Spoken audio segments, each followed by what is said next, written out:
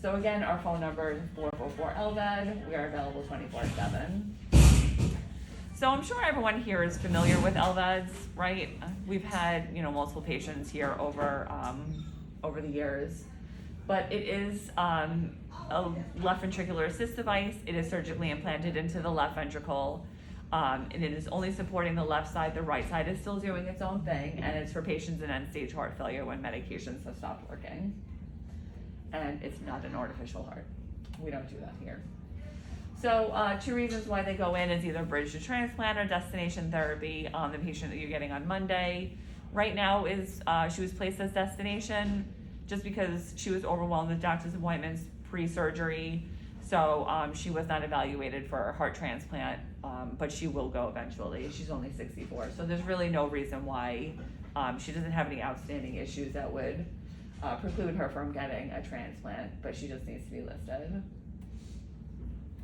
So the 2 pumps that we use at the hospital, or really the 1 pump that we surgically implant now as a primary implant is the Heartmate 3. We do still have the Heartmate 2, so there are still some patients walking around. I think we have like 5 or 6 left with the Heartmate 2, but this is the only device that we use to implant as our primary pump. The main differences between the 2, as you can see with the Heartmate 2, it is an axial flow pump. So, and it's a little bit larger. So you still have the inflow cannula that is surgically implanted into the apex of the left ventricle. With the Heartmate 3, it's actually attached to the pump. So the pump actually sits flush against the heart.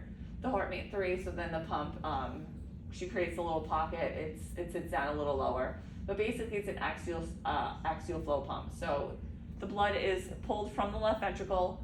It is circulated through the Heartmate 2, again, in an axial flow fashion. And then through the outflow graft, which is attached to the ascending aorta. So the difference here is same thing though. It's sucked from the left ventricle and it circulates in a centrifugal flow manner through the Heartmate 3. And then again through the outflow graft, which is still attached to the ascending aorta. Both pumps are still continuous flow pumps. So neither of them are pulsatile. These pumps haven't been pulsatile since Heartmate 1, probably like 20 years ago. So you're not gonna feel a pulse on these patients. You can still get a blood pressure, and if you can, so the majority of the time you can with a non-invasive blood pressure cuff. If you have an automatic cuff, I would definitely try that first. If it doesn't work, you're gonna have to go manual. Does anybody know how to get the manual blood pressure with a Lvad, if need be? Do you guys have Dopplers here? Mm-hmm. So you would need to take a manual cuff. You just put it around their arm. You're gonna take your Doppler. You can calculate it somehow. We have it on Sioux South, but how to calculate it with the Doppler.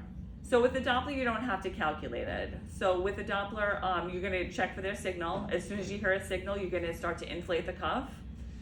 And then you can deflate the cuff. And as soon as you hear that signal again, that's your map. That's it. So you're just looking for when you hear the map and where the needle is on the cuff, and then that's your map. So if you do have an automated cuff, and that just gives you a systolic and a diastolic, and it doesn't give you a map, then yes, you have to calculate the map, which is 1 systolic plus 2 diastolics divided by 3, and that's your map. So their map should be between 60 and 90. Anything over 90 is associated with higher stroke rates. With the Heartmate 3, it's also can be associated with low flow alarms. So we'll get into it a little bit after that. But so just in case, I don't think you guys do EKGs or anything like that here, but the Lvad does not affect the EKG. So if by chance they were having an issue, you did an EKG on them and just say they're in VFib, that could be possible. They could be in VFib, they could be in VTAC, they could be alert and oriented and talking to you. Because the pump supports the left side of the heart, this pump is doing all of the work. So these patients can be in these arrhythmias and be perfectly fine and alert and talking to you. So don't think that there's something wrong with the EKG machine just because you see somebody's like in VFib. We want weekly labs on them, weekly PTI and OR because they are all on Coumadin, and you don't have an MRI machine, so you don't have to worry about that. So just a little bit about connections. These patients really all should be able to make their own connections. I know we sent you one patient here who still can't manage his VAD 6 years later. But the patient that we're sending you on Monday, she can. But just a little as, backup, just a little FYI. So these patients, when they come in, they're mobile, they're on batteries. When they're transferring power, and when they're going to sleep at night, they're going to connect to this mobile power unit. It gets plugged into the wall, it's giving them continuous power. So when you're disconnecting and transferring power, you're only disconnecting one cable at a time. So here they are connected to their controller. The Driveline goes into this port. These cables are connected to power sources. So again, when they come in, they're on batteries. They have 2 batteries. It needs 2 power sources all the time. When they're transferring, only disconnecting one at a time. As long as connected to one power source, the pump is still running. I always tell patients, and I will tell you guys too, that if by some chance they forget, somebody accidentally disconnects both cables at the same time, the pump is not going to shut off, so don't worry. There is a backup battery in the controller that will take over running the pump for 15 minutes at full speed. We try not to tell patients, it's okay to disconnect, but we just say, it's okay if it's an accidental disconnection because the pump is not going to shut off. But again, one at a time. Patients should always be sleeping on their the wall power, the mobile power unit. Again, and in case of a power outage, this backup battery will take over running the pump for 15 minutes until they can switch to batteries. That does not provide power to the pump. When they are on the cable, where's my end? Here it is. It is color coded. This is the only thing that is color coded, is the mobile power unit. You have a white side and you have a black side. You have a white cable and you have a black cable. You're going to connect black to black and white to white. They should never be switched. So that's just the only thing. When they're on batteries, they're interchangeable. It doesn't matter which cable goes to which battery. The batteries can last up to 16 hours a day. So because the Heartmate 3 is a centrifugal flow pump, the speeds are actually lower than the Heartmate 2s. And because they're lower, the batteries actually last longer than the Heartmate 2s. So patients can usually get one full day on one set of batteries. But if by some chance they needed to change batteries during the day, they do run down at the same time. So if they need to be changed, they do need to be changed together. But again, changing one battery at a time. If they need to charge their batteries, they take about 4 hours to charge. And I already told you about the backup battery. They do come in with 8 batteries, so they have plenty of backup power available. So this is just really quick about the EKG. This happened to be one of our patients years ago who called up after the fact.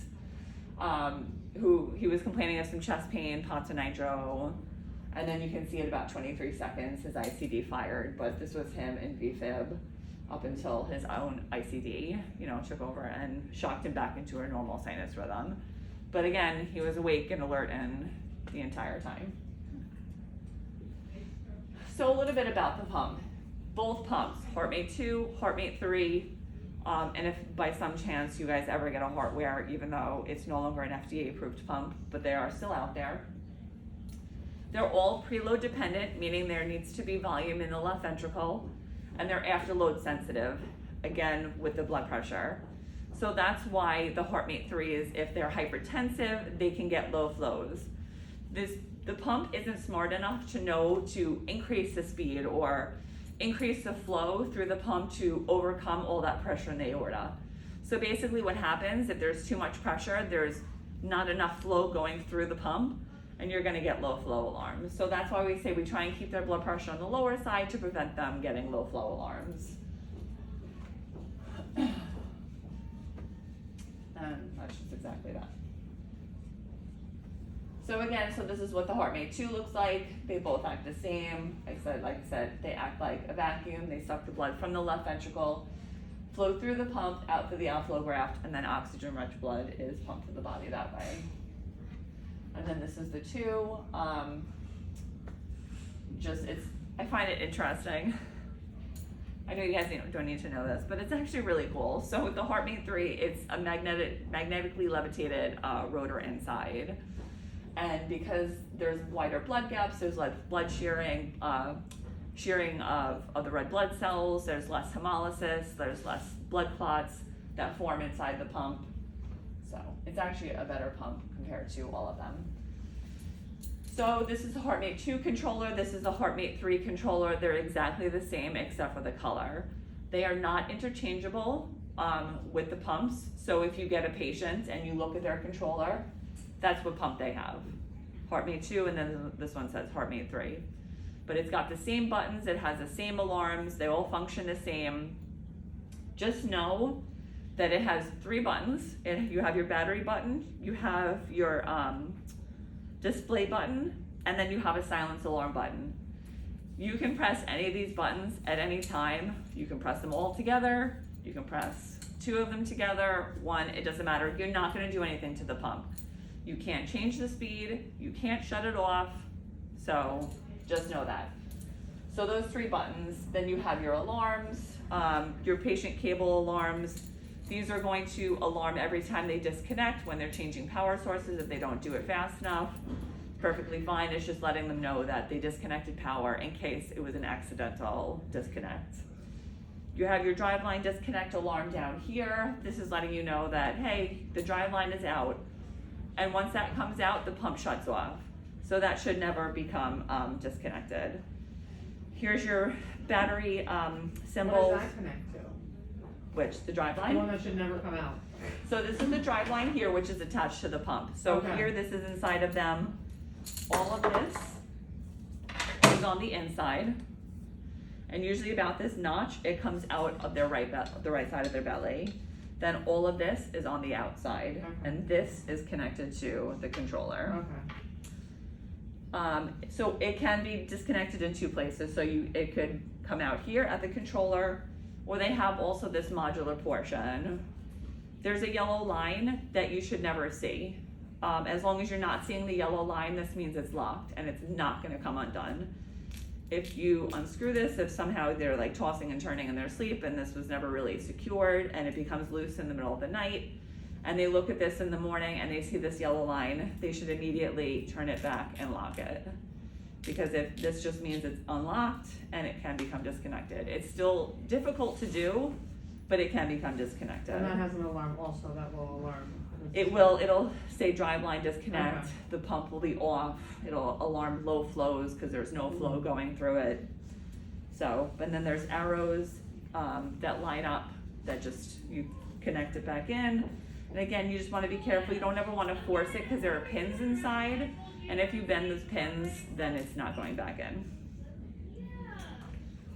Same thing with here, same thing with the controllers. There's pins all over, you just want to be careful, but we already tell the patients that.